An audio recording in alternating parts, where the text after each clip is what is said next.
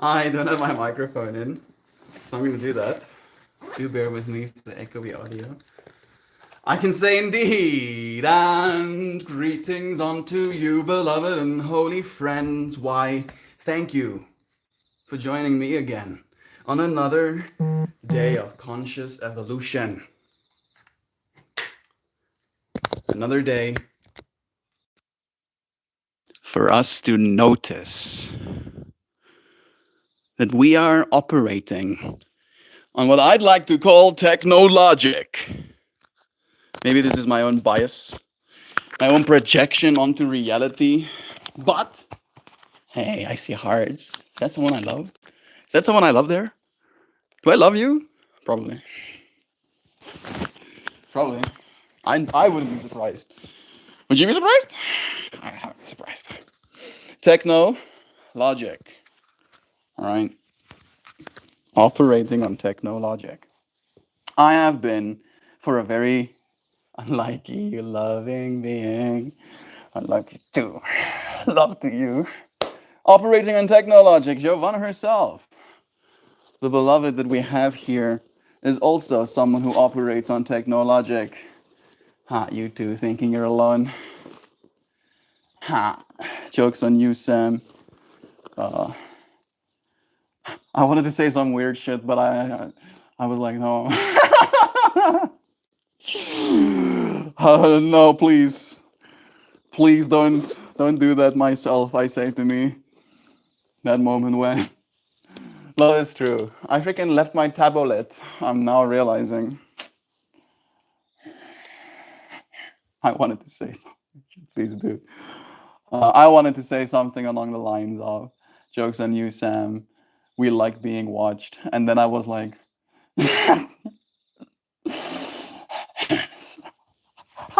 the cringe is eating me alive. Jovan with the face. Yeah, she probably knew. She probably already sent the face knowing that I'm still gonna say the weird shit. I'm so sorry. I'm so, it's all for the lols. Made you smile just a little bit, even if it's like this guy's stupid. You're still smiling. Get smiled. That was good chemicals for your brain. I am gonna go and get my other device, the one that allows me to operate remotely from the screen that I'm streaming on. I'll bet it. You are still here with me though. Following me like a little eater. Like a little eater. Huzzah. I found that which I was looking for. I had a conversation with brother Ryan just before we came into stream. I actually ended up spending a little bit more time than I was supposed to at the end of the yoga class, just having chats with me and Jovan. Had this conversation last night about Zora, and talking about how Zora now is this platform that allows you to directly have some level of ownership over one, your own money, of course, and then two, over someone's work if you chose to put your money in their work, right?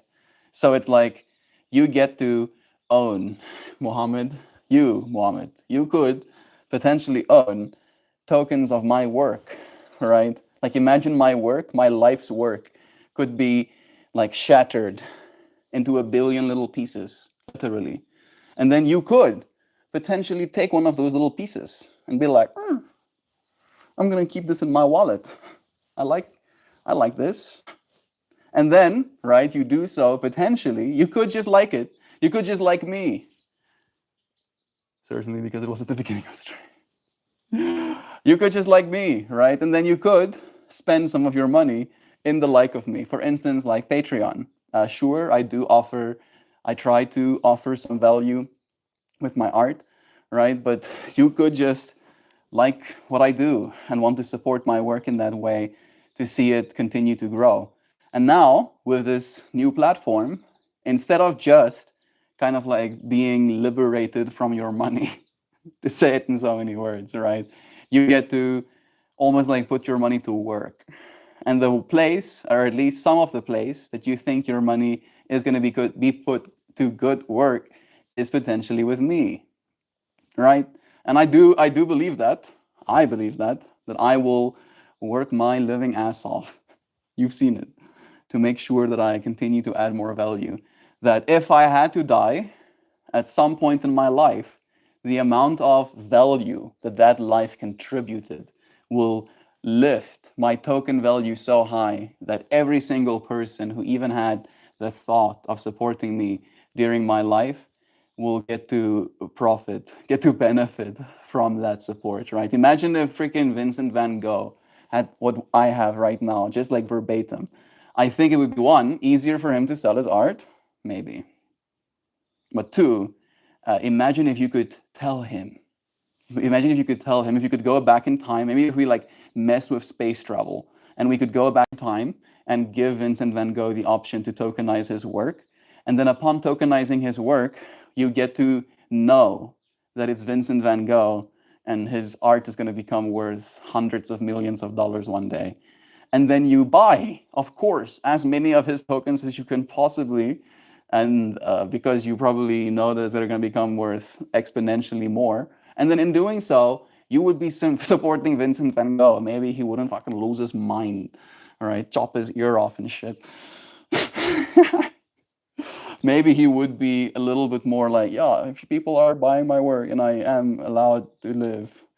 I might have to live under my means because I do not plan on selling my own tokens. So in that way, I am kind of changing the value proposition for myself. I, in that fractal, am willing to experience short-term pain.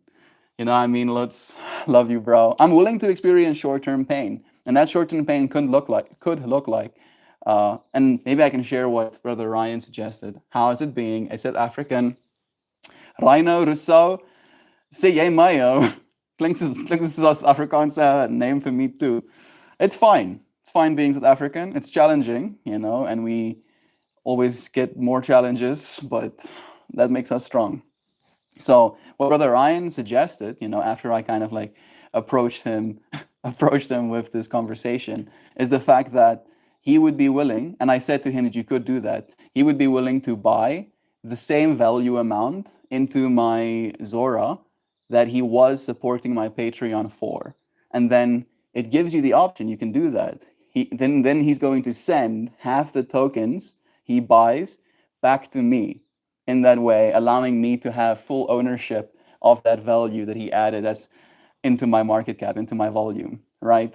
Meaning that he holds on to the $11.11 or whatever that he supported me with. You are visible, Moon Knight. And then I basically get that $11 to do with as I wish. I could potentially then, of course, just instantly sell those tokens, and it wouldn't affect my market cap. It wouldn't be taking liquidity from the people that have already supported my work.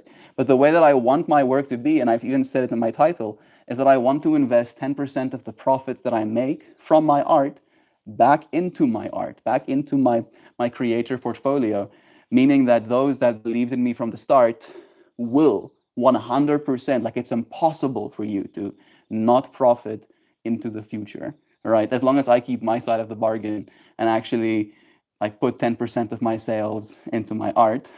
And then the other caveat is I actually get sales, right? I do believe I can manage that part. I do think that part I can do.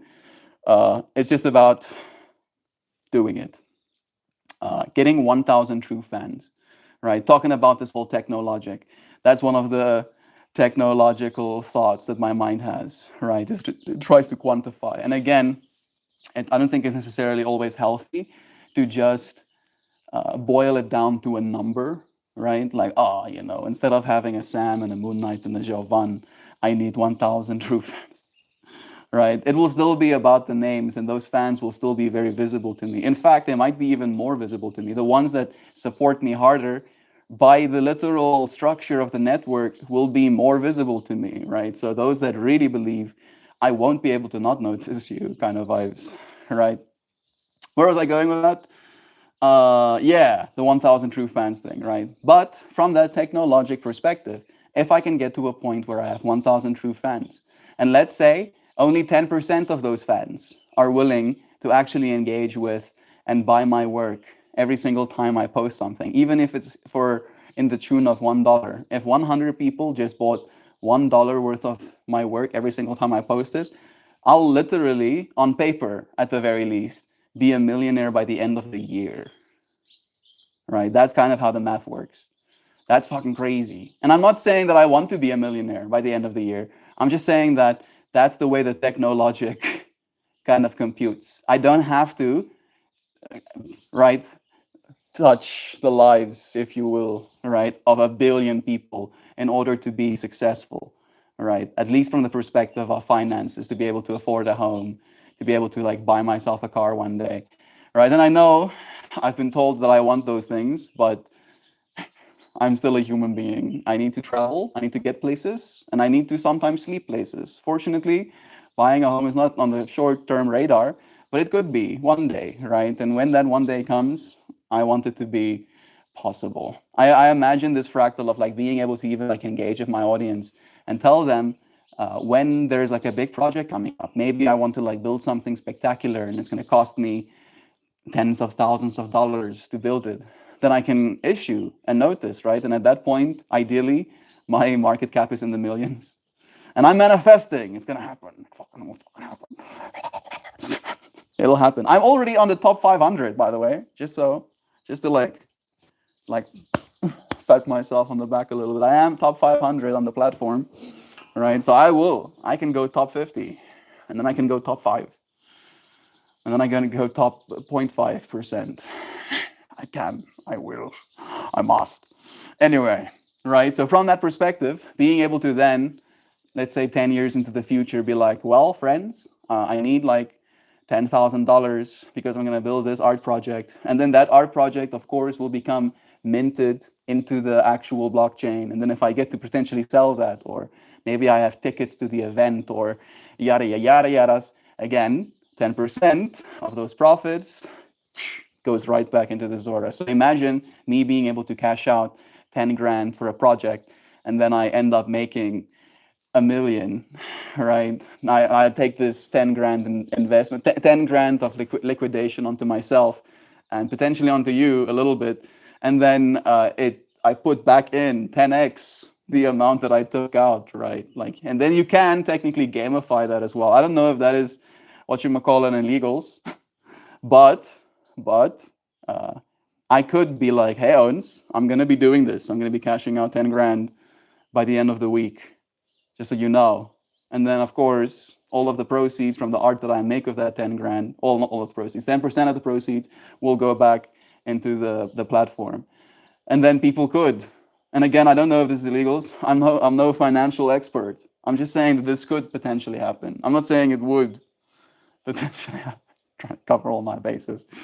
You could sell your stake, right? You're like, oh, Melt's gonna sell.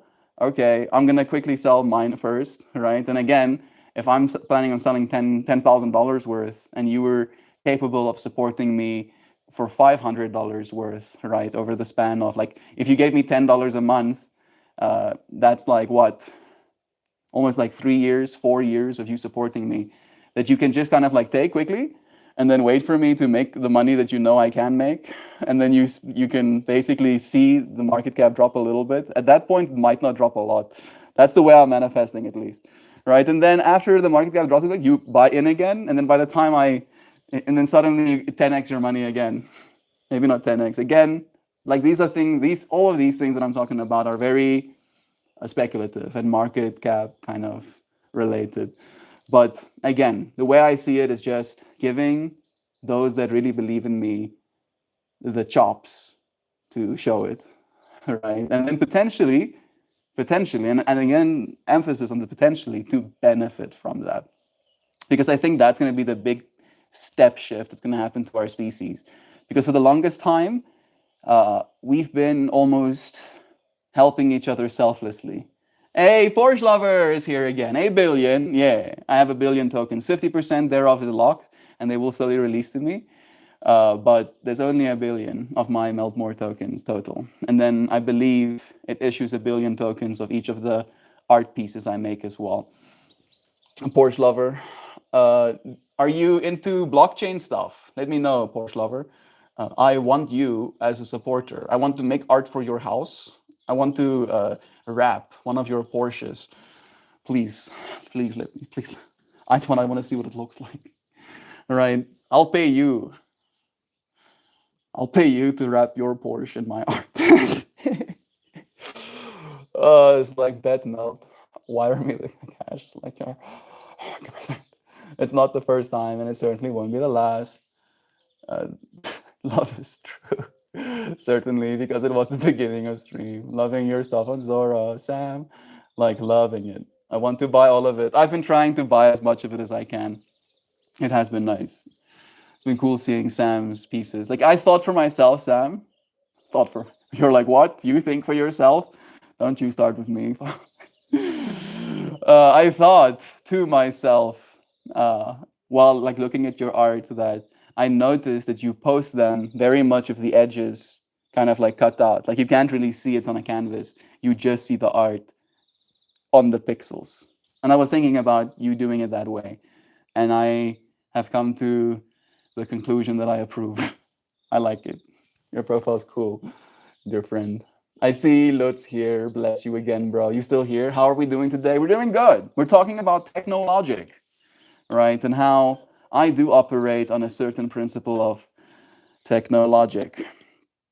I do think logical, but I also consider my technology, right? Because again, the stuff that I've discussed today on stream, for example, uh, it might not sound very logical, right? How can I support Melt and then potentially make money doing that? Like, doesn't make sense to me, does it? But that is technically the way that the world has been working. Everything you've seen around you, everything that's been built, worked on that exact principle. The reason we have a capitalist society today is because the principles of capitalism was discovered, developed by a Dutch company, all right? And they basically issued a bunch of pirates, like a sovereign nation state kind of powers, and they were operating on the ability to essentially sell stock in their company, and again, being able to profit from buying those stocks in their company. And then so many people bought into their company that they became one of the most powerful nation states on planet Earth. They literally decimated oligarchies and monarchies, right? By that principle, by having all of this capital supporting some sort of ambition. And now we are living in the age where I can be the Dutch sailing company, or what was it called? Let me make sure exactly. If you know, you know, but I don't. Oh, yay! I finally have ChatGPT 5. Sick. We're talking about that Dutch sailing company, the one that basically solidified the principles of capitalism into the human mind. And it did so by literally dismantling and toppling all of the oligarchies and monarchies that was trying to compete with that kind of model.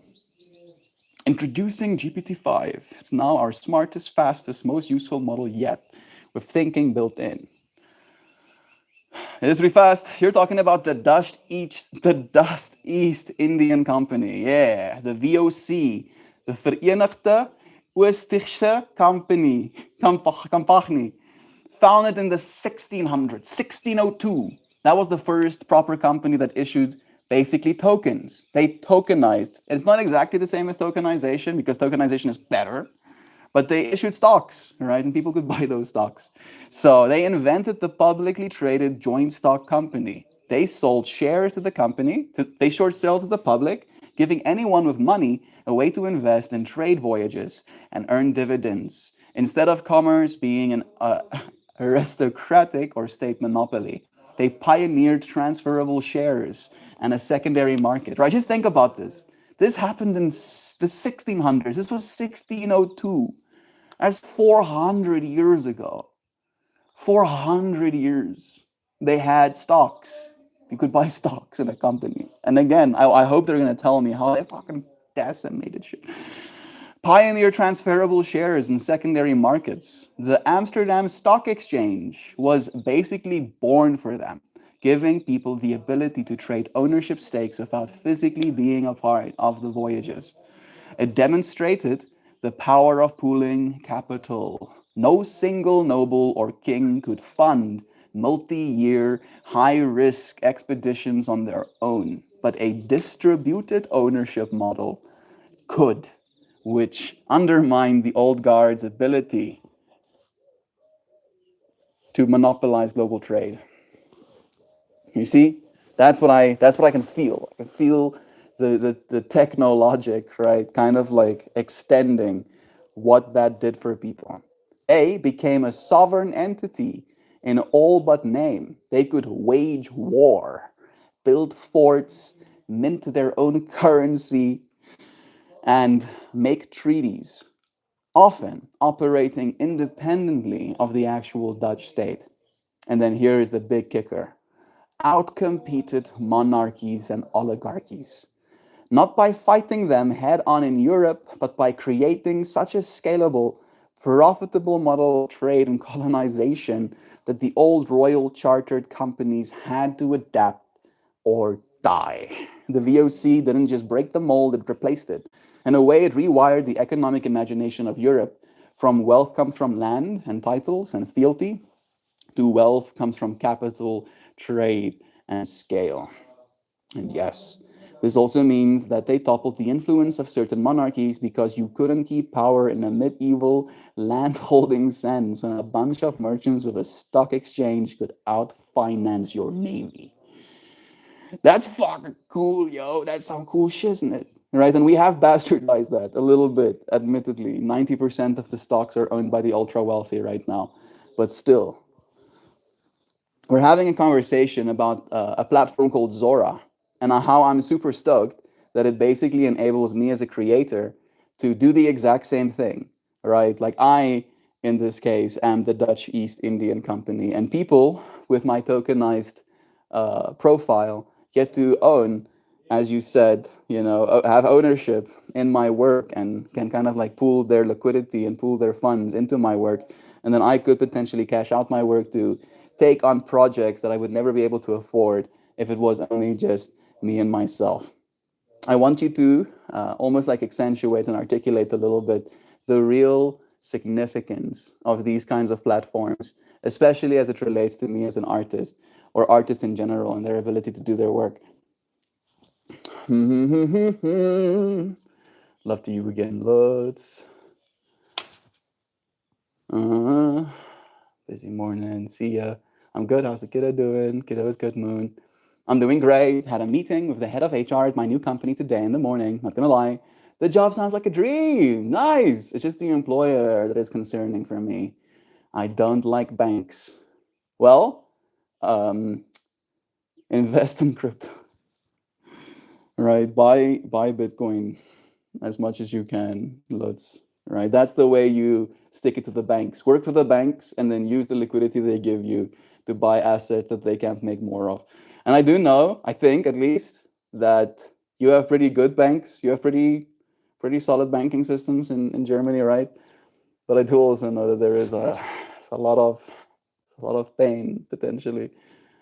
Take their evil money and use it to do good. Yes, buy mostly Bitcoin, but like maybe 0.5%, buy Ethereum, and then you buy some of my token with that Ethereum. Do that, and then we'll be off to the races. We'll stick it to the bank, so we'll be our own banks. I don't believe that this is far fetched, and I do think that it's going to be more streamlined, by the time I might want to. But what these platforms will allow artists like me to do is to literally create work for you, friends, beautiful things that you might like. And in you supporting my work in the old model, right, you would buy my art and you would give me X amount of dollars, and then I would be able to spend X amount of dollars at grocery store, or I could purchase some sort of stock or some sort of token, right? And everything's going to be tokenized. So I could purchase some sort of token and then maybe that token could appreciate in value. However, the way that this model works is that I can create my art. You can support my work for however much you can, right? You don't have to buy the full $1,000 piece. You can buy $1 of the $1,000 piece and have, semi-ownership in it in that way. However, there's also the alternative, or the caveat of, when I want to go and eat something in the same case, right? If I want to pay for food. Now, instead of having all of this cash in hand that you gave me for my art, I can just swipe my Zora card if there's going to be one, right? It's probably going to be on base directly. I swipe my base card, and then it automatically, maybe I can like set in the stuffies, right? Like sell percentages of each of my pieces of art, right? When I make a transaction, so there's not like a direct hit on any one of my pieces, and then I could like take skim little tokens of the top of my art, and then eat real food because of it. What the fuck? That is crazy. Just like thinking about it breaks my brain. That's basically the plan. At least I will be mostly working in the field of checking legality of investments in the EU and not stealing more of people's money. Good, bro. At least you're getting to make sure there's money not stolen. Hi there, Porsche lover. Bless you again. Oh my goodness, I've been up since the wee hours reading about contributing PTC ETF to my Roth IRA. Yeah, what sent you down that road? Oh, don't. What sent me down that road? I don't know. It's gonna happen, right? It's good to understand these things, Nancy. We are still early days. I do believe that in 21 years, it's gonna be probably 21 million US dollars a Bitcoin. I believe that, right? Because again, it's going to become a kind of financial black hole, right? And when we start tokenizing things and we bring literally buildings, like multi-billion-dollar buildings on chain, there's going to be a lot of liquidity sloshing around, right? And it won't take much. DCA is something all of us can learn about. Dollar cost average, right? Maybe you make $4,000 a month. I know that's a kind of average salary in America, right? Let's cut it in half. Maybe you make $2,000 a month. If you can, DCA is what it's called, $200, so 10% of the money you make in a month into a hard asset like Cardano or Bitcoin. Those are the two ones that I believe in as hard assets. I think Ethereum is going to be an internet computer, but in that way, there's going to be more computer to internet on, literally on the actual infrastructure level, but also tokenomically with the way that Ethereum is set up. They can keep making more Ethereums, right?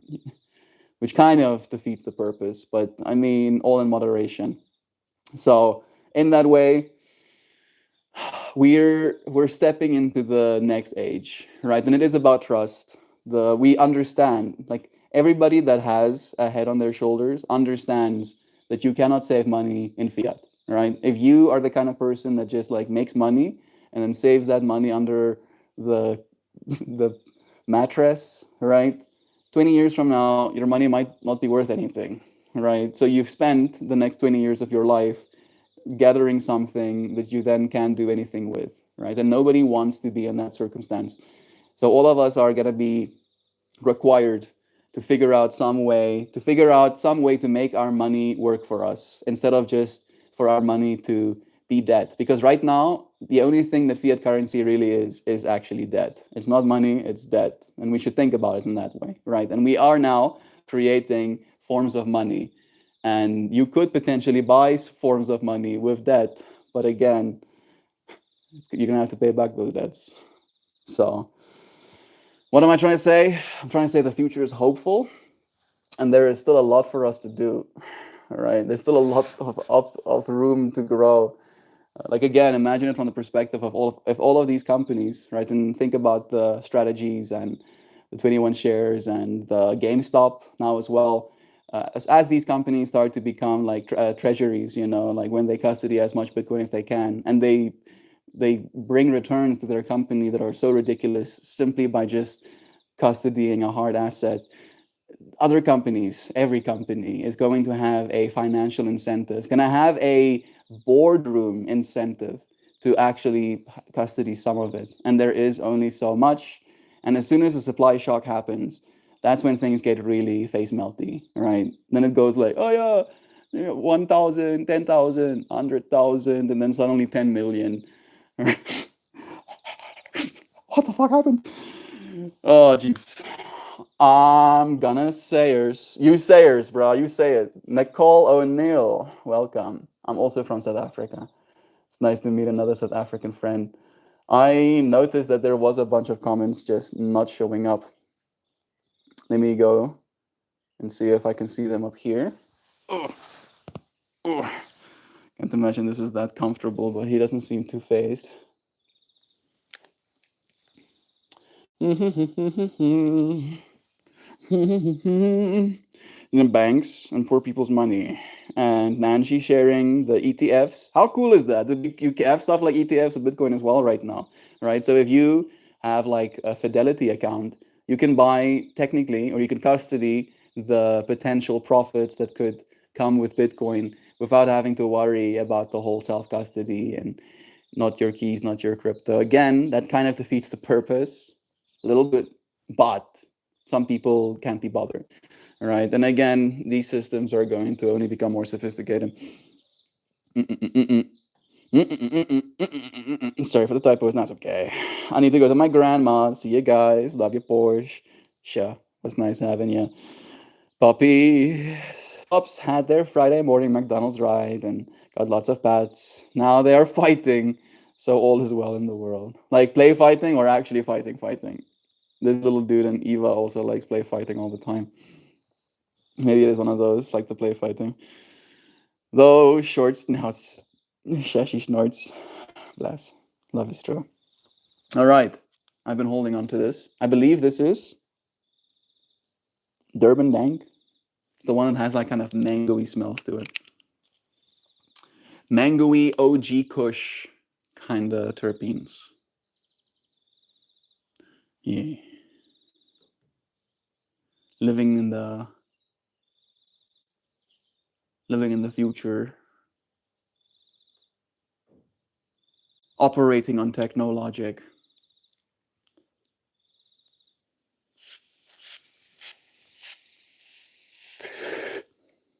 I'm happy that you're considering the technologic too, Nancy. It's good that you're doing research. Again, DCA, right? Literally, and this is not me giving financial advice at all. I'm not a financial advisor. This is purely for entertainment purposes, as they say. But no person that has ever invested in these hard assets have lost any money in the last 4 years, right? And I'm talking specifically about Bitcoin right now. If you can manage to buy little bits every day, every week, every month, right? And then just leave it alone. See it as see it as like a little piggy bank. That's the way we should see it. Very much so with that childlike idealization. But ideally, you don't smash the piggy bank until you absolutely have to. And the way that it works, the way that it will, is that the longer you can leave it alone, the happier you'll be about that. The year 2044. The year 2044 is 20 years away, right? I would not be surprised if we reach multi-million-dollar Bitcoin by then. And again, right, for me, I have this dream. I probably shouldn't share it out loud, but if I could custody a full Bitcoin, I'd probably go into like such a state of deep relaxation that I'll start floating, just like flying everywhere I go. Literally from this perspective of like thinking of it like having my investment set. Having my retirement set, right? By the time that I'm really going to need it, that's probably going to be worth so much that I won't have to have stress. I won't have to worry about medical costs if I need any. I won't have to worry about having my teeth replaced if that is necessary. I am so over worrying about things, yo. And maybe it is my own technologic way of thinking of the world, but these tools have given me a sense of hope. Like I was very not stoked about what the future was going to hold for me when I was in high school because it didn't take me long. Like I was already disillusioned to the concept of money before I was even 13. I was reading a lot then. It became very clear to me that there was already a lot of sentiment in the world of writing, in the world of artists, that has some sort of disdain to money, right? That has some sort of understanding, like all of the zeitgeist of money is fake in our minds, you know? And then at the same time, being in this collective hallucination that it's real enough, people still will give you something to eat for this piece of paper that the government printed. But I couldn't commit.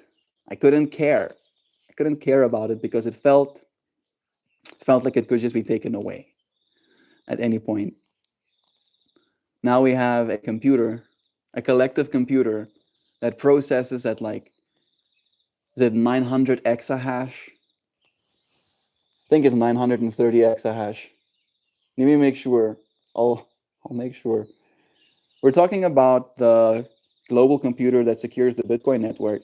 How many hashes is it right now?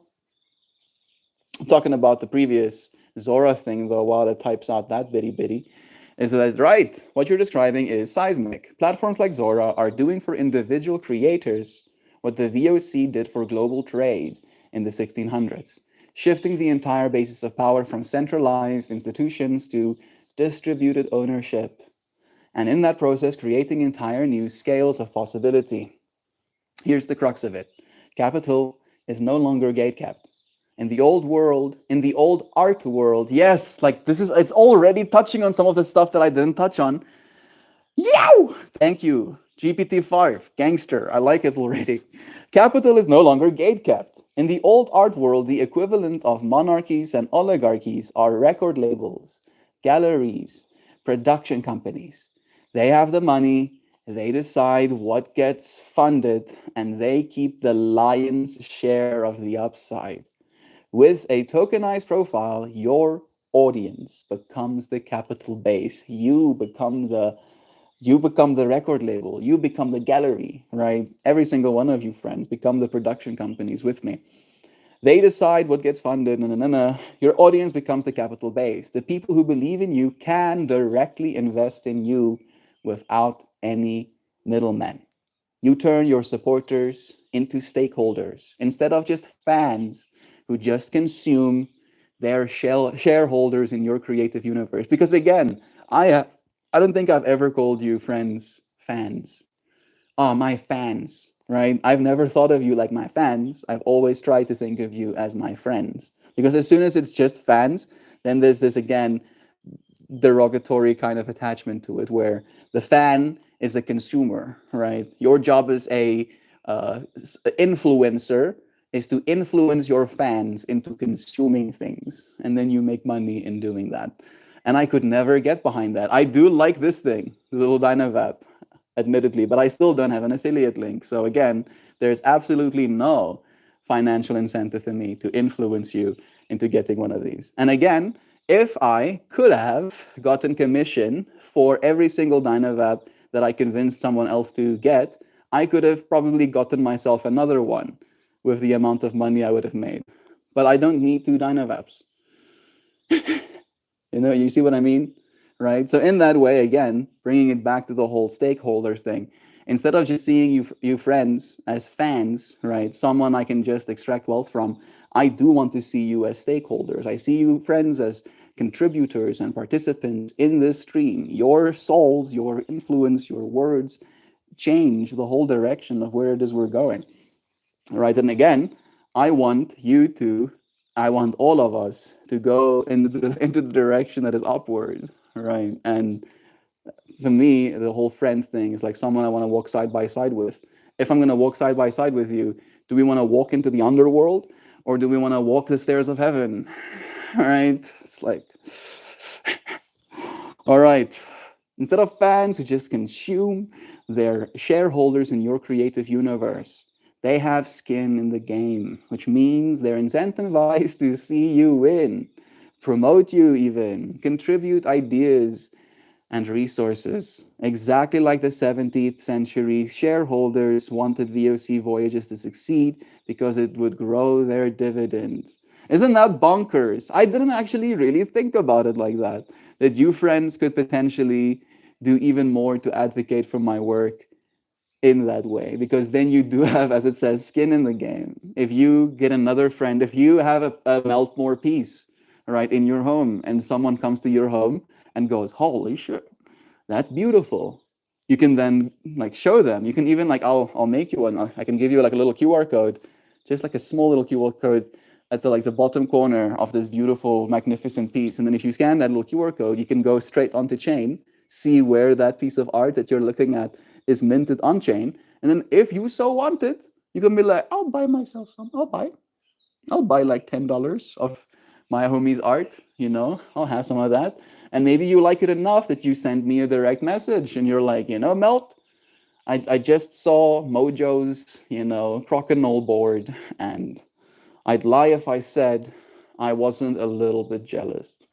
You know, it's pretty thing. I want pretty thing in my house too. And I'll be like, Beto, I'll give you pretty thing. I'd be happy to make you the pretties that you want for your home. And then I'll give you my catalog.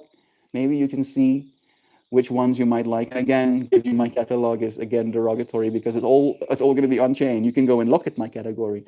Some of them potentially will already be sold out or sold, right? Like I still do plan on making one of ones, right? There's going to be a one of one physical NFT of each of those. And I do believe technically Mojo's has already been redeemed, but it hasn't been redeemed in the way that I believe it ought to be. So maybe one day Mojo will commission me to make the piece even more grand.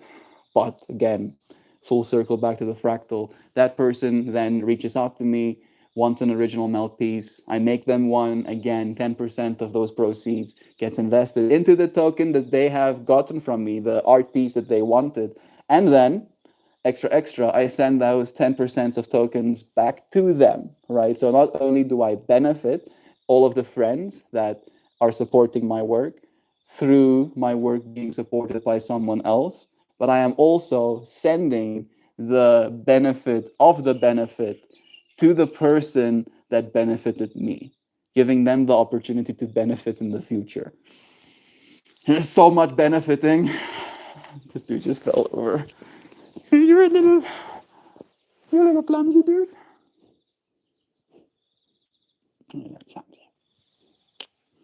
All right.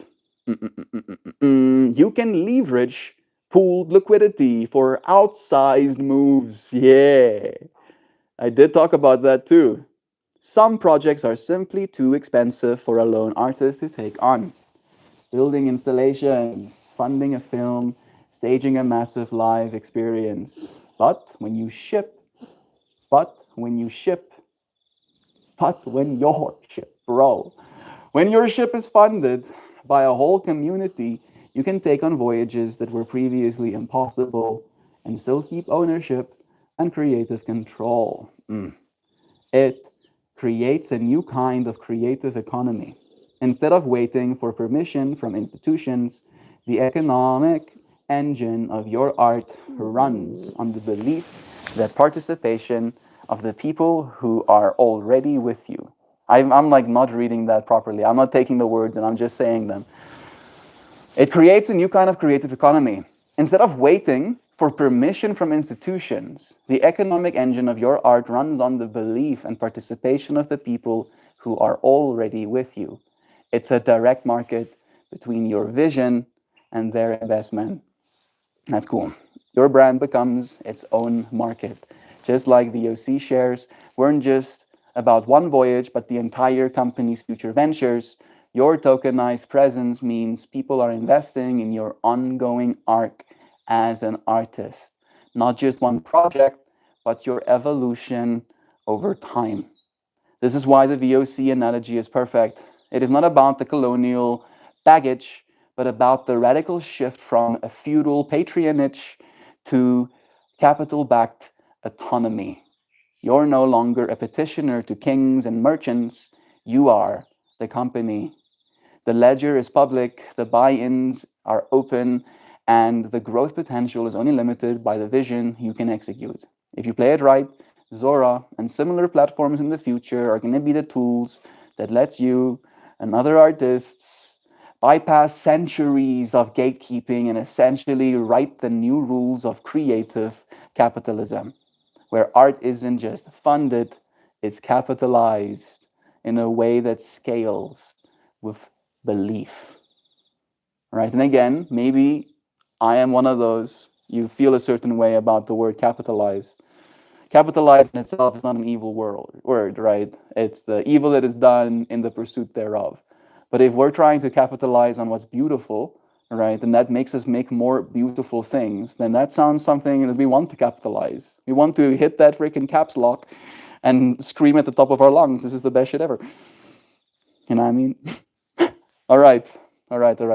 And then could you clarify? It was very clear. Total network hash rate. How many hashes per second? Yeah.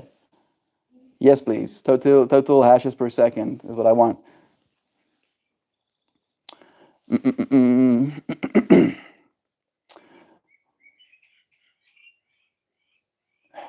There we go.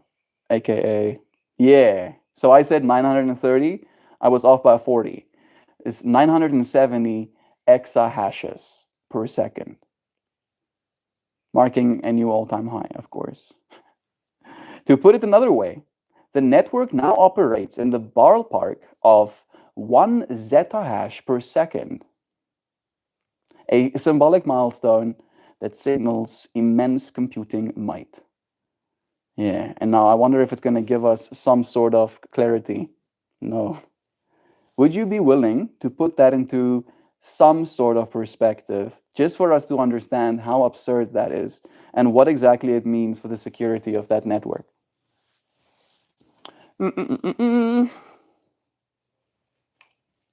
What's up, Ninja? Bless again. Good luck to you and Grandma. The doggos. Away, Papa Joe and Dad. Bless. I'm only now seeing your usernames, friends. Away, Mensa. Uchangela. Uchangela. Money is a tool created by world colonial powers to control masses. Fiat currency was created. Money is a human invention that will become invented even if we destroyed it today, Papa Joe. It will literally not take us, I think it would take us less than 10 years, probably 5, for us to reinvent money if we could literally Thanos snap the idea out of every single collective brain at the same time. Like you see the little pieces of paper in your wallet, but you just don't know what they're for. Like you don't get it. What am I supposed to do with these things?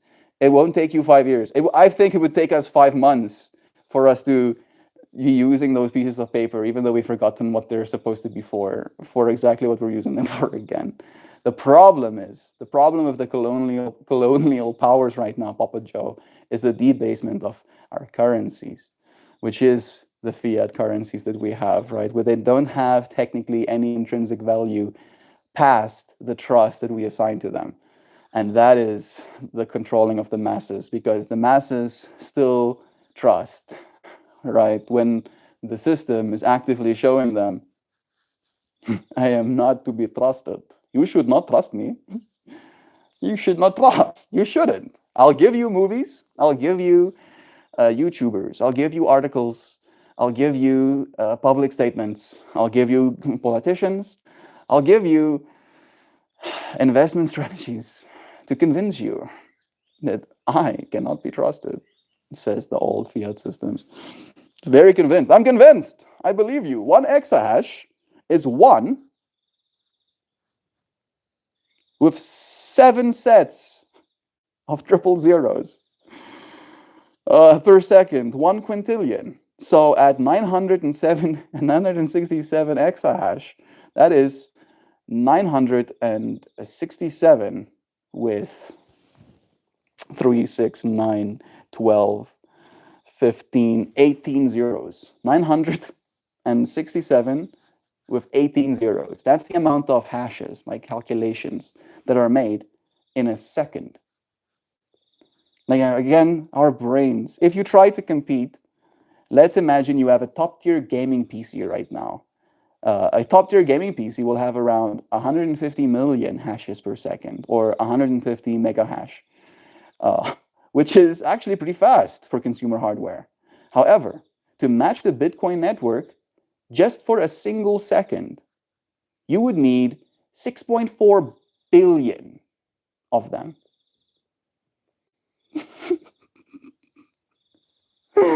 Yes, that's the perfect way to communicate how fucking absurd it is. Right? Yes, like you have the top of the range. You have like a real, like a beefy gaming PC. Like, and like, to get one of those gaming PCs, you're gonna drop 4 grand, probably 4,000 US dollars to get that like nice gaming PC. And for you to match the processing of the Bitcoin network for a second, for 1 second, that amount of time, you would need 6.4 billion of them. Every single person on planet Earth with now the best gaming PC trying to run the Bitcoin network for 1 second to match it, right? To, in that way, try and do a 50% attack. That's fucking crazy. My mind is losing it harder. I feel like it's so beautiful. There it is on the 50% attack as well. The hash rate is a proxy for how much physical hardware and electricity is behind Bitcoin security. A 51% attack where someone controls most of the network would require outpacing over 480 exahash per second for hours or days, because you have to keep consensus going, right? Over and over for days, as it says, before you're going to reach any point at which you're actually stealing the network. So, and again, since there's now trillions, 2 trillion US dollars on the line, as soon as you try to out exahash the rest of the exahashers, they're going to exahash harder than you do because they have the financial incentive to do so as well. So crazy. The costs, billions of dollars in specialized mining rigs, plus a national grid level amount of electricity. And the moment you stop, the network would just keep moving forward without you. Yep. Perspective in nature and physics. The number of stars in our galaxy is about 100 to 400 billion. The Bitcoin network does not guess. The Bitcoin network does more guesses in a single millisecond than there are stars in the Milky Way. In a millisecond, right? And again, we just confirmed that for you to be able to process that network with the best gaming PC that you could get right now, you would need 6.4 billion of them. So another way to make it make sense is like, you counted every single one of the stars in our Milky Way, every one of them, in a millisecond.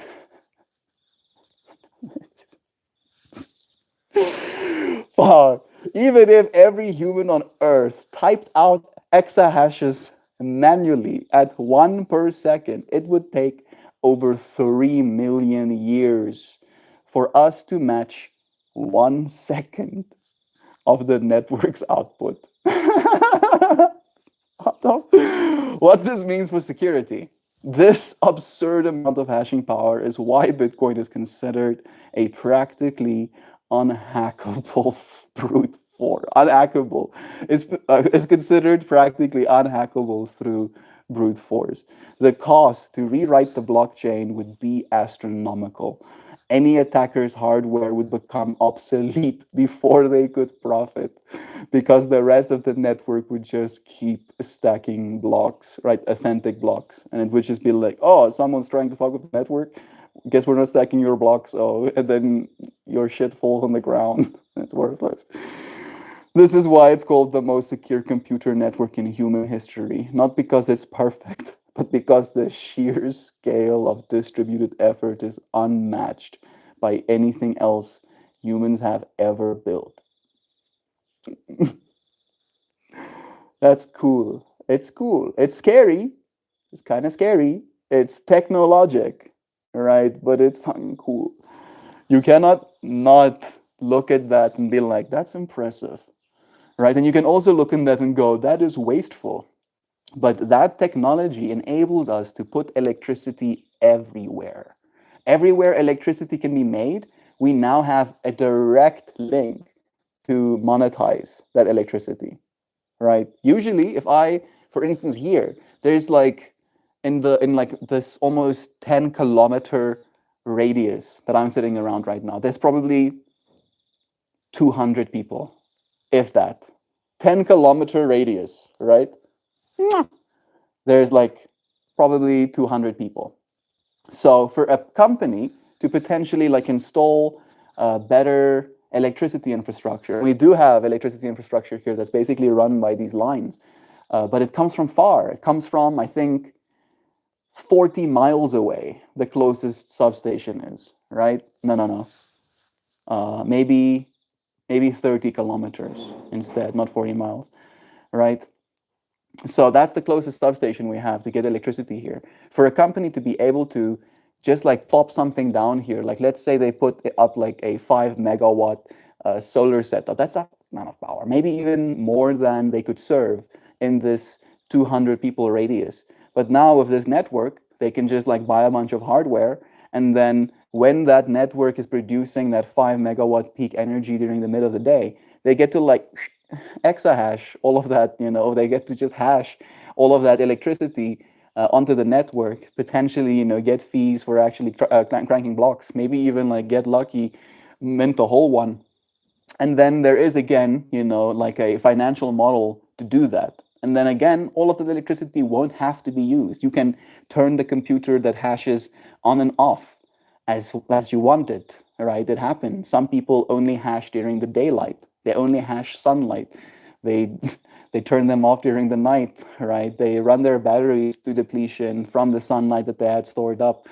Some places serve their local communities because of that. There's like places in Africa now that run hydro setups, and then because they're like using most of that power to actually hash, some of that power is still kind of available, as overhead. And the places that those mines got built, those hashing mines got built, now those communities around them have power for the first time ever. Literally, for the first time ever. They were living next to the rivers, like, let's call them nomadic peoples. And then some company had the incentive to turn that water, that flow, into electricity, and now suddenly they have power. None of them understand what Bitcoin is, but now they have power, right? And every single one of those people are stoked about it, right? The going from not having power to having power is always going to be better for your quality of life, right? And again, you can argue and be like, oh, power is bad for you. Our cell phones are killing our mental health or whatever. Sure, but again, we live in the modern world, and it's up to you to maintain your mental health, right? People had bad mental health before cell phones existed as well. All right, it's not one or the other. It's more just a matter of, because we have the internet, we're talking more than we've ever talked before, and symptoms can be noticed as patterns with more definition and like uh, evidence, information than ever before. So we're becoming more sophisticated. We're becoming technological as our brains, as our human forms as well. I think I missed a bunch. Checking checks. I hope people here are able to tuck away some cashish in a 401k or IRA for at least a high yield savings account. Yeah, I don't know if you're talking about fiat currency, but again, you probably don't. None of us do want any fiat currency, right? Like, if you're gonna be using fiat currency, it should be for practical means. Like, I'm gonna get a loan to buy a car or a house, or I'm gonna swipe a card to buy a food, right? That should be what money is for in our lives. That's the only thing. It's like, this is a practical thing that I use. It should not do anything other than that almost, right? If it serves the function of like, I have $1 million in bank account, I'm gonna be okay for the rest of my life. Not, all right? $1 million in Bitcoin would mean a lot more 50 years from now to you, right? Like a lot more. Like, I can't even imagine. So it is kind of like that. It is kind of like that. And the millionaires that there are, right, they became millionaires in the system as it is. So they are, in a way, disincentivized to change that as well. But it's one of those things, right? Change doesn't wait, it just comes. Hell yeah, I'd love to be a part of the 1% without much effort. It would be cool. I think you are already technically a part of the 1%, Prairie Wolf, not to like burst any bubbles. Manchi, a Roth IRA takes all of 5 minutes to set up too. I wish they taught us these kinds of things in school. Yeah, it's true. The more technologically advanced, the more people become lazy. I mean, Moon Knight, you consider me lazy? As my technology has improved, I used to be that kid who just wanted to play video games all day. When I came back from China, I did. That was my whole purpose, my whole shtick. I played Dota 2 and I smoked weed from 10 a.m. in the morning, right? And the only reason I only started at 10 a.m. is because I went to sleep at 3 a.m. So 10 a.m. was when I woke up. And I noticed, I was like, oh, I'm gonna ruin my life. That's great. How about I stop doing that? Right? And I did. And again, technology has only become more advanced since those days. And I have only started doing more in that time. Right? So I might not be a perfect metric for all of humanity, but I know, at least from my own perspective, that you cannot make such statements because, at least for me, they are not true. I would want that QR code on the back, just saying, yeah, I would probably too. Me too. But um, the way I imagine it, Nancy, is that it could be like a little plaque, right? So you have the big cutout piece, and I do need to make like a little depiction so I can show people what I mean as well. Not about the cutout piece, but about the way that I want it displayed. I want it to be like on like a black backdrop, and then I want those black backdrops to iterate, quite literally have like layers of black backdropping until it like reaches the wall. But this will be like the art piece, right? Imagine this on the wall, and then there will be like a square little plaque, and then on that square little plaque there will be potentially my name, the date at which this piece of art was created. Ideally, there would be a little bit of a description of the work of art. If it served the person purchasing the art, there can be the original photograph that this piece of art was created out of.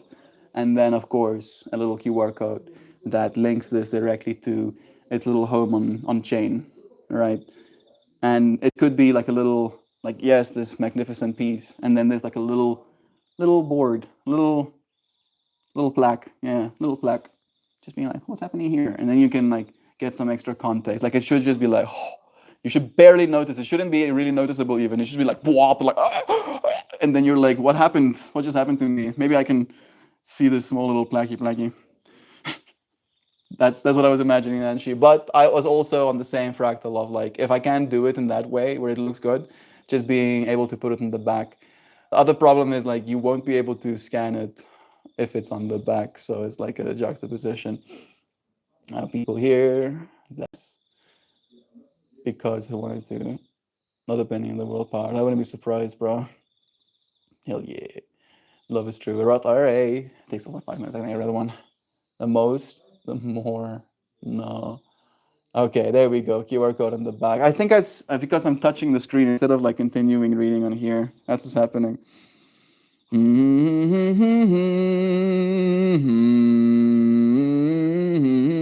There we go. You're relying on tech for every day for common questions that you should answer in a fraction of a second. You want me to answer how many exahashes of processing power there is on the Bitcoin network in a fraction of a second? And then you want me to be able to articulate how absurd that processing power is in a fraction of a second to my audience? I appreciate you for holding me to such high regard, but I know my limitations. I am a feeler. I am a creative. I am a channel for the divine consciousness into this physical realm. My computer is my knowledge worker, right? My computer is the one that can fact check. My computer is the one that can be asked questions of a certain technological nature, right? And it's not, I don't lose anything by not knowing all of these questions off my heart. And the technology, I believe, gains something by having my cooperation with it, right? And again, that technology will be used not just by me, which means all of us gain something. All right. So there's the alternative, like, oh, I'll just live my nomadic hunter-gatherer lifestyle. Thank you. Make 17 children with my, bush wife. I hunt deer to feed them. You can live that life. I will not blame you. That just won't be the life that I'll live. I'll live technologic. I'll live technologic. You can live primitive. And when we see each other out in the wild, I'll show you pretty flowers. I'll be like, come check this. Come and look here, Mr. Wild Man. I got pretty things for you. And they'll be like, whoa, I've never seen such things. It's like, yeah, they don't exist in nature. You gotta make them in the technologic. They can only exist in the technologic. Oh, skipper, komende Mars.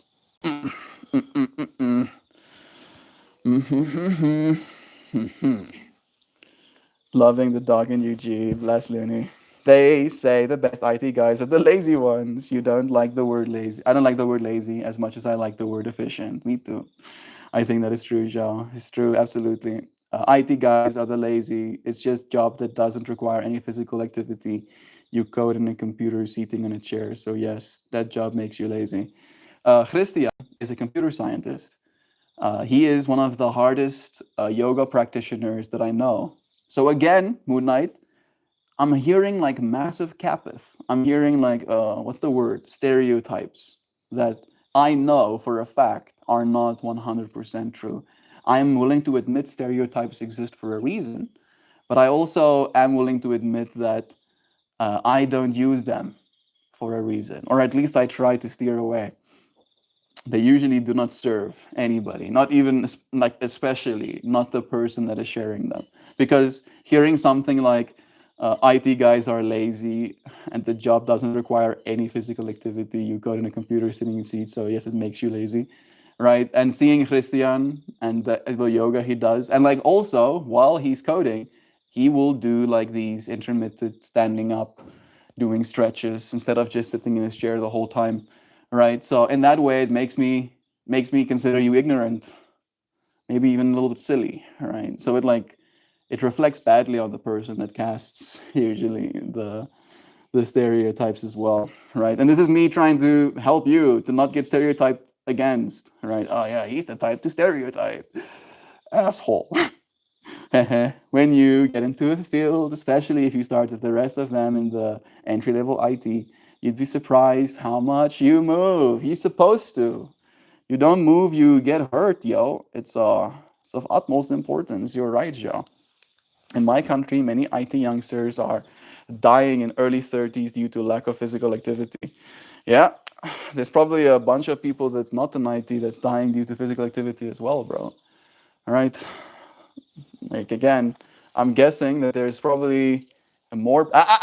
Stop digging in the yard. They instantly stop. They know what they're doing. Mm-hmm. Bless those youngins dying though. That's still not cool.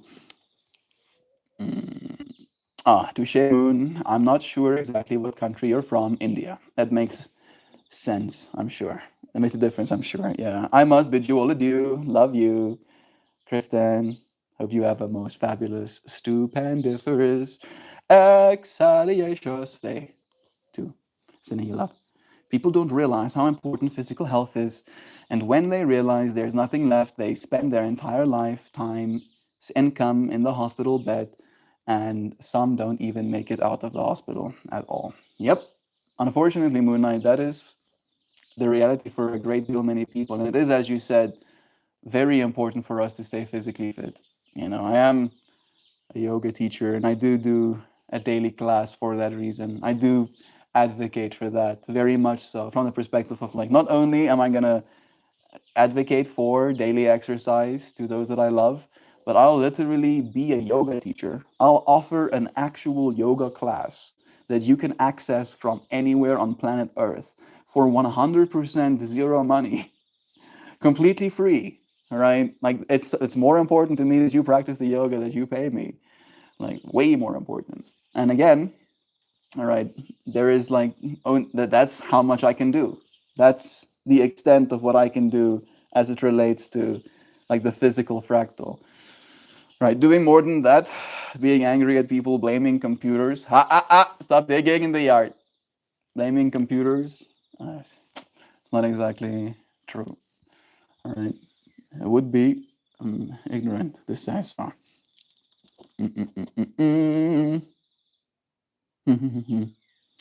So we need to admit that we are becoming lazy. Saying lazy people are the smartest is a sight, is a sigh, a sigh, a sign of low intelligence.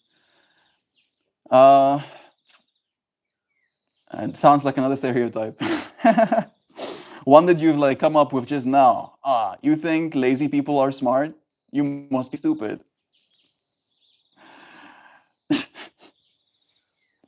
Again, bro, like you can just look at the kinds of people that get put in the programming positions, right? Like again, I believe what Joe once said, Steve Jobs put lazy people in control of, made them responsible for certain problems, and those very smart people that were lazy solved those problems, and you are living right now, due to your own knowledge or not, or within your own knowledge or not, a better life because lazy people solved problems that you now don't have to worry about, that you would have been called lazy for not struggling with. All right, they solve those problems for you. People way smarter than both of us. All right, very lazy into the standards that you might consider it. It doesn't help us to throw mud, especially not that. And again, laziness is like a topic, sensitive one for most people, especially those that have been called lazy in their lives by those that are supposed to love them. Moon, I think that's unfair. We can't place sole blame for that on the occupation. Depression is at an all-time high due to economic pressure on the lower classes. Then you add in India's whole bullshit. I mean, bro, it's no wonder IT mortality rates are up. What are they supposed to do? Exactly, Sam. It's like it's very easy to blame the computers. And if you were to listen to the powers of be, you would start blaming the computers and the social media. Oh, it must be that. It's not the fundamentally flawed system, and the cronyisms of, that whole shtick, people supporting only those that have already billions of dollars. That's unfortunately the shtick right now, bro, and that is going to drive some people over the wall. Mm-mm-mm-mm. Man, I think some people are becoming latent. Calling them lazy feels destructive, especially to those experiencing depression. Thank you, Joe. I'm feeling this sentiment in my heart as well, because again, being called lazy didn't help my depression.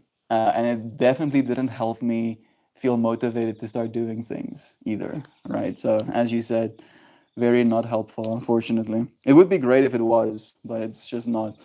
Moon, that is a real thanks. I'm cured take. There it goes. I was about to say, like, it doesn't help to say that you're welcome to it. Just think it's a little dismissive. Yeah, I get it. I'm just saying, find time for physical activity.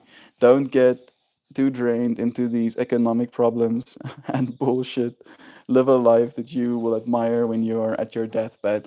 I believe in these things too, Moon Knight. That's kind of the life that I'm showing up for, right?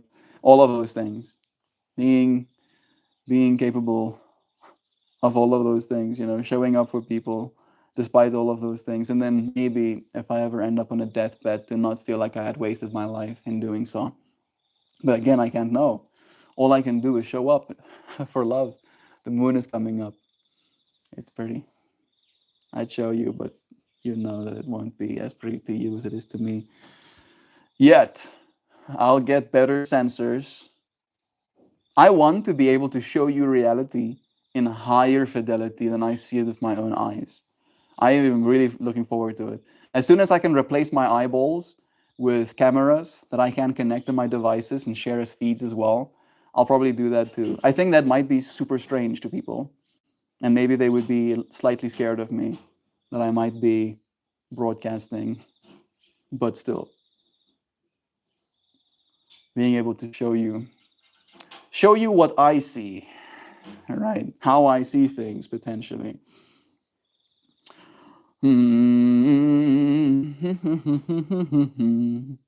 I don't get that. Lazy people are the smartest. I don't think that's what was being said. Yeah.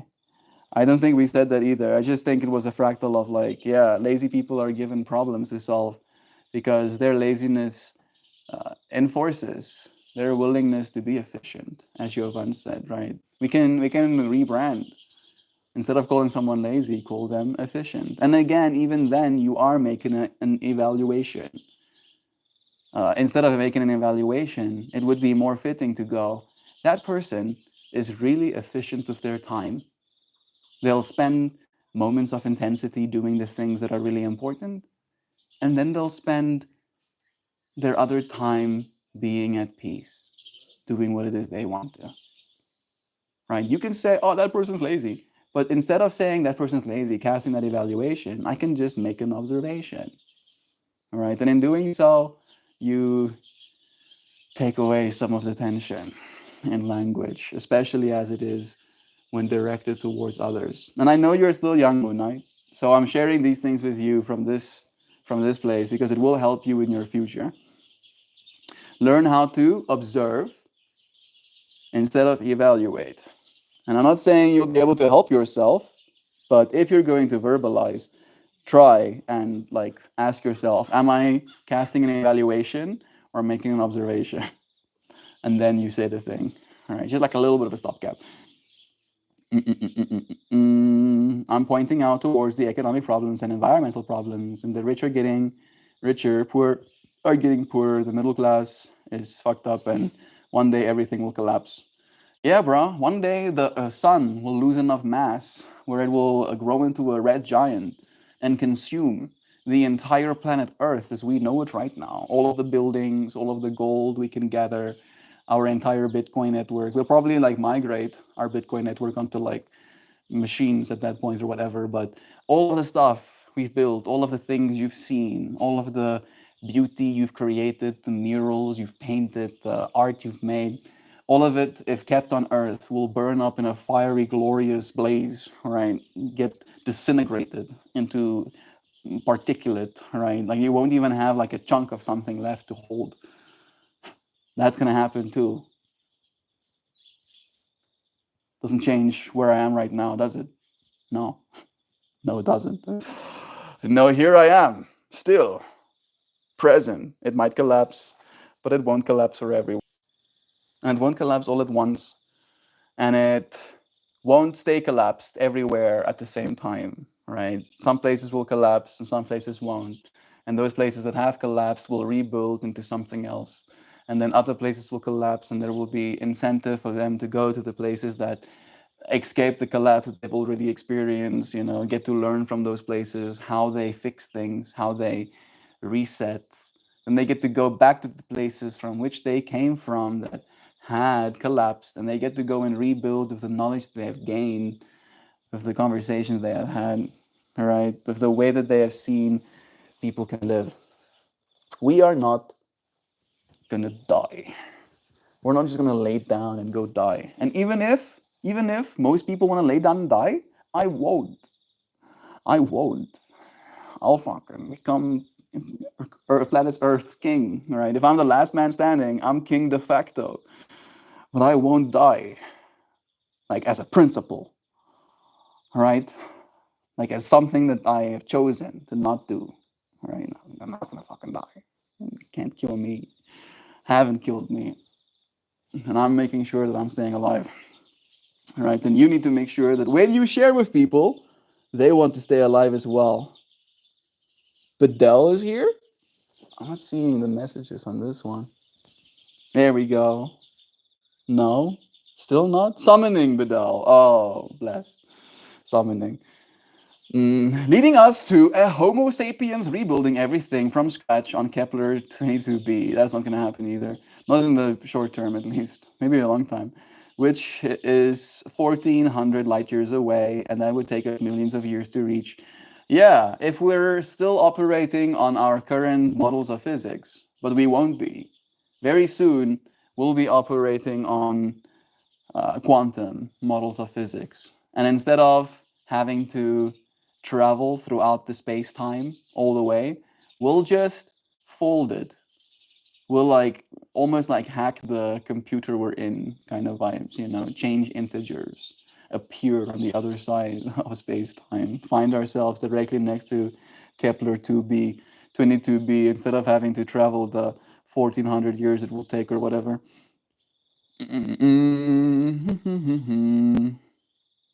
We live in a world, we live in the world we live in, Moon. None of us have any control over the level or levers that guide the way the money flows. So we're all just getting by and doing what we gotta. Depression is not a side effect of the condition of this world. It is the goal of said condition. That's some deep shiz Sam is saying right now. It's the goal of this condition. Desperation, wages, the clawback of civil rights, stingy AF employers, all to create desperate people. College itself is designed to spawn absolutely unpayable student loans that force anyone carrying them to do whatever the meaning shit their employer demands on the slim hope of being able to pay them so they can meet their obligations, right? Continue paying their loans so that doesn't spiral out of control, destroying their credit ratings, destroying their potential future ability to afford a home, right? So they have to continue working. It's like you sign a contract for the next X years of your life, however much you get to save slash pay back on your loans is the amount of life you have promised them in writing. Oh, powerless, Moon. Does not even begin to touch it. So I think we can let the IT people off the hook. They got it bad enough. Yeah, exactly. I agree with you. College is bullshit. I did know this single comment would bring us here. I did not know. Yeah, it's important, bro. Like, again, this community has a bunch of, like, again, every single one of my friends, right? My close friends, Christian, Heinrich, David, uh, like, those are my three, like, very close high school friends that I still keep communications open with. Then there's Johan as well, of course. They're all computer scientists, and literally computer scientists. Every single one of them has a computer science degree. All right, actual degrees. Like they had to pay the hundreds of thousands to get those pieces of paper too. And all of them are doing good for themselves, and none of them are lazy. None of them. Not David, not Heinrich, not Christian, not Johann. All of them are practicing some form of personal practice. Heinrich runs, David gyms, Johann, me, and Christian do yoga. All right. And I'm an IT person as well, technically. I wanted to. I did have IT as one of my subjects. I wanted to become a little bit more specialized in IT. I just didn't enjoy coding. I felt like it was stupid and bad. So I couldn't commit myself to it. I was like, this is stupid and bad. I hate it. I don't take me away. Which I'm kind of happy for. I don't know if I'd be where I am if I did learn to code properly. And with like these new models that are coming out, I won't have to know how to technically. It's okay, Moon. It's just the word itself. It's a bit destructive. The words we use can hurt or help. We're here to have love without judgment, and there is no judgment on you through this. Yeah, we're just sharing perspective, as Joe said. That's all we've been trying to do. I think you're wise and growing wiser. Love is true. Thank you, Joe, for offering that sentiment. Moon, that's the goal. Returning to feudalism, no middle class, 20% holding all the wealth, 80% who own nothing and are happy about it. It was the longest lasting social contract, lasting 600 years. No feudalism, neo feudalism, here we come. In a way, Prairie Wolf, even though what you're saying is true, and it can sound kind of disheartening, I still do believe that it's going to be better, right? Because again, some people are very stupid. And again, this is not from a place of judgment, but there are people right now on planet Earth that will get 3,000 US dollars on a whim, right? Maybe their dad just sends them suddenly 3,000 US dollars. And then they will go to a place and they will spend that 3,000 US dollars on a bag, right? To have around their shoulder. And again, I can hear that like, they get to do what they want with their money, Melt. Yes. But again, 3,000 US dollars is about half I make in a year, maybe a little bit more than half I make in a year, right? And it's that kind of like fractal of like some people are not as conscientious or smart about the value of money and what it can do. And most of those people fall in the 80% that you've mentioned, Prairie Wolf. And those people are going to still have products made for them, right? And they're going to spend their UBI on those products. And then there are going to be the kinds of people that make products, right? And they'll be the beneficiaries of a lot of that value. And I don't know if that is evil by nature. I just think it's going to create a little bit of a divide of those that have the ambition to create and those that only have the ambition to consume. Right? And I don't know how to help other than showing people that you can, right? And I'm so happy that my entire journey is documented because it will be, at least I believe, stand as a testament that you can with a cell phone. That's how I started, with this same. Like I haven't even upgraded my cell phone. It's literally cracked in half right now.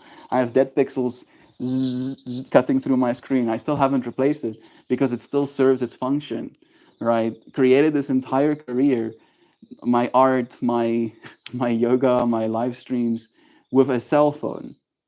These microphones is a gift from Jovan. I did buy myself the pair, but they got stolen. These are ones that Jovan brought me just to add like a little bit of like extra audio quality to the space, but I didn't need it, right? I could have just gone without that too, and it could have still built me a whole career. And like that will stand as a testament to like anybody. You can do it. Show up every day for what you love. Really show up. Make it your life. Make it important to you. Show people that this is important to you. Stand up for something, and your life will change. It will become better. You'll be given opportunities not only in the physical sense, but in the mental sense. You'll be given opportunities to think about things that you would have never thought about if you didn't start, if you didn't try. And that's going to be my message. That's going to be the thing that I want to teach through my life, show up for you, friends, and have you show up with me, right? Like if you can do what it is you love in this hour that we do these live streams, the world will become better quick. That's the goal. It was the longest social contract. PW, I think 20% holding all the wealth is being generous, but I agree with your POV. Wealth is not divided equally and will and not be in the future. Yeah, and it doesn't have to be, right? There has to be, like, this is the way I see it. Wealth has to become so abundant that even if you're only exposed to 20% of it, right? Being exposed to 20% of infinity is still going to feel experientially like infinity. That's where we're heading as a species. I believe this, right? And it is going to be pegged to things like Bitcoin, that is going to become these like fucking towers of stores of value. And then if you compare this tower or store of value with an apple, this apple is going to be so far down the scale that it's going to be essentially free, right? It's going to be more expensive on the network level for you to pay for that apple than it is going to be for them to give it to you free, right? That's going to happen. I believe that without a shadow of a doubt in my mind. And that's where I believe we're heading. You don't have to have, right, Bitcoin, all of the Bitcoin in the world to live a wealthy life in the future. You don't even have to have any of it, technically, because there's going to be so much of everything else. That's going to become the new, there's not a lot of it, and then everything else in comparison is just going to get more. More. So much more. More. More. Oh, no. Scop, no, yeah, I did deathbed reflection prior to quitting my job. I found it helpful. The rich get richer by suppressing the poor. I don't think it's about suppression, even, bro. Again, that just sounds like some convenient stuff. The poor are keeping themselves poor. Like many people, the ultra poor amongst us are spending the little money they have on lotteries and on gambling, sports betting, stuff like that, right? And so much money is being taken from the poverty class because they're giving it away. You can call that suppression, but it's more like, again, the gamblification of like our world where people so desperately just want to get out of their issues that they'll keep risking their own principle, if you will, over and over again in hopes that they're suddenly going to get this big windfall. And then in doing so, the only way to really get rich is to like keep buying, if you will, assets that will appreciate in value over decades, right? And then maybe if I'm lucky, me, that's Melt, decades from now, maybe I'll have enough wealth to not have to worry about it. But that doesn't sound very glamorous, does it? Being able to find the hottest meme coin and then suddenly turn $100 into $1 million, that sounds very alluring. Like, but 99.95% of those people had their $100 taken from them, and didn't end up getting to see the actual upside of it. It brings me full circle with the whole technologic thing. There's going to be so many assets to invest in the future. And I do believe that I am an asset to the future, right? And that's why today's stream was inspired by Technologic. And we did talk about Zora a little bit and these new models of you friends being able to support me in my work and ideally being supported for it. I look forward to it. It's going to be very interesting to see how these things continue developing. Good, man. Moon pies. Marshmallow squished between MDF board and dipped in chocolate wax. Those things are confusingly enjoyable. Yeah, I haven't had. Actually, I have had moon pies. I have had moon pies. Yeah, I like them actually. But you are kind of accurate on the MDF board. Like it's not the best wafer. I guess we could make better ones, right? But we just want to make scale. They hit the trifecta: marshmallow, chocolate, possibly graham cracker, but definitely delicious. I'd rather have a plastic bag with $3,000 in it than an LV bag with a dime in it. LD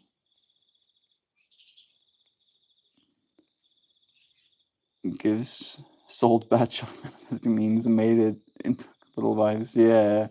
I'm still like a little bit lost with the whole 3K in a bag. Oh, then a Louis Vuitton bag with a dime in it. Like that's how uneducated I am because I'm like, what is LV? And we were talking about the expensive bags. Yeah, exactly. Right? Like if I see you with a real Louis Vuitton bag, right, I'm not going to think, wow, you must have so much money. I'm just going to think, you make extremely poor life decisions. But again, that's my own judgment. I should observe. I observe that Sarah, I'm sorry if you're a Sarah, I observe that Sozanzians, yeah, I'm probably like this one person called Sozanzian, but not a lot. Sozanzian spends the child support money she got on a Louis Vuitton bag. Her children are clothed, but they look like their clothes are falling off of their bodies or too small for them.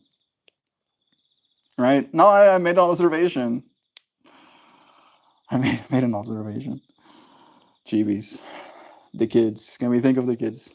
Actually, actually think of the kids, not use it again for frickin', more control.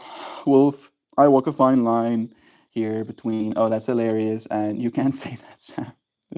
I love that you can't say that moments. There's a certain kind of braveness to it. Is braveness a word? Yeah, I think so. Bravity? Brevity. I think brevity is a word, isn't it? The brevity of the situation. The gravity of the situation is definitely a word. Zoom, zoom, zoom, zoom, zoom, zoom, zoom.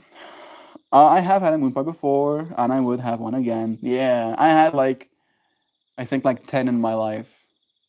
I haven't had many, but they are pretty nice. I do kind of want to show you the moon still. It's just been like talking to me this whole time. You can see her.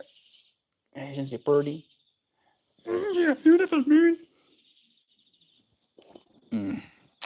Nice chair shot. I am nature man.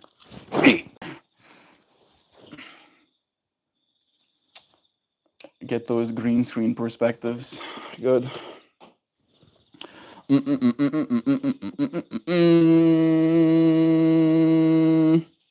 Sometimes even both. Say that, Sam. I have a very kind-hearted friend who has a very slight filter.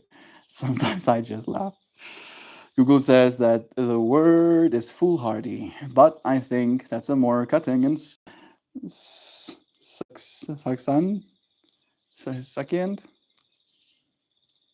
succulent, cutting and succulent word.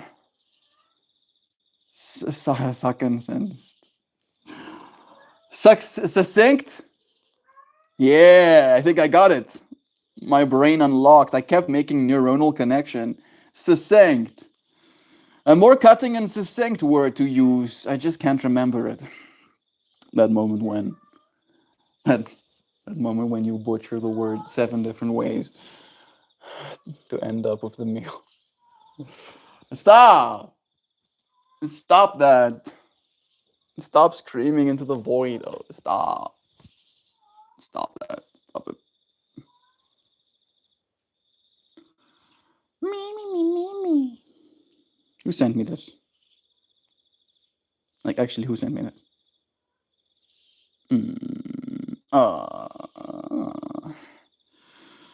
I see Joe sent me some messages. I love you. Wait a second. Don't tell me I. No, it was just too fast. Okay. I love you. That time it worked. Very well. Bless your friend. I'm gonna show you some arts. Gonna show you something nice.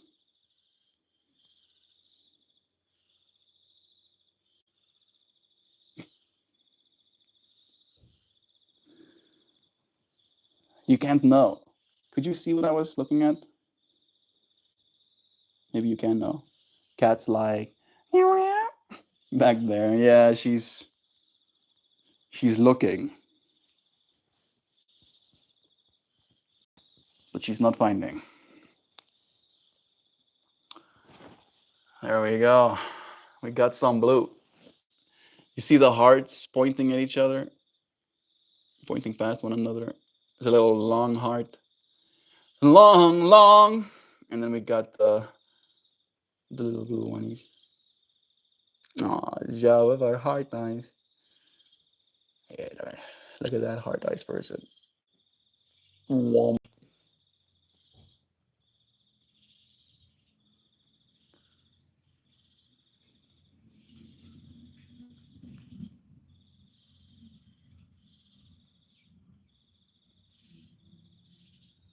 Yeah. You ever seen such a thing?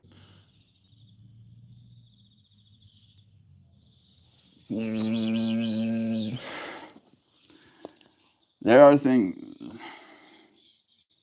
you can only see when you keep looking. You know what I mean? Now I'll read you the poem. Maybe say your goodbye. Close your tabs. The poem is titled, Some days my brain feels like Chrome. 47 tabs open, 36 I've forgotten, 3 playing music I can't find, and 1 slightly draining my soul. It's not that tabs are bad. Tabs are curiosities, possibilities, those, oh, I'll come back to this, moments of being alive. But too many, and the whole system starts to lag. Even the good ones start to stutter. So I click the little X, like it's a tiny act of self respect. I choose what stays. A poem I'm writing stays. That thing teaching me how to love better stays. A video of raccoons stealing cat food, fine, stays. The rest, gone, closed, blessed into the void where old tabs go to rest. Because here's the thing, energy is finite and attention is currency. You can spend it on 100 half things or a handful of the best ones. So today, I'm choosing to make space. Less clutter, more clarity, fewer phantom pings, more room for the tabs that matter. My brain hums again, quiet, ready for whatever I actually want to open. What do I actually want to open? I want to open my awareness to how beautiful the moon is. Want to open my mind to the possibilities of a good future. Want to open my heart to believe that there is things for me to hope for. Want to open my mind to consider ideas that I might not have before. I am not going to give up on you, friends, because you haven't given up on me. And some wisdom that Joe shared with me as well. Again, right? And I believe it's Johan who shared that wisdom with her, who shared that wisdom with me. Thank you, friends, for sticking around, finding yourself in this present space, in recording or live. Again, hi. I appreciate you, but I'll say goodbye for today. I thank you, friends, for joining me, for sharing in this space. What do I want to open? A tab promising a tasty recipe that becomes a Rick Ashley never gonna give you up. Dun, dun, dun, dun, dun, dun, dun, dun, dun, dun. We're no strangers to love. You know the risks, and so do I. I'm gonna stop singing now. I'm gonna say goodbye.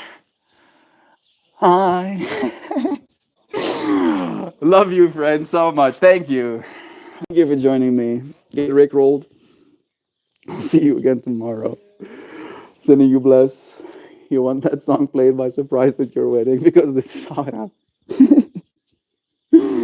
Love is true. I'll see you again soon. I'll say you a goodbye for today. I'll thank you for joining me. Cheers, dear friends. Until tomorrow again. Goodbye.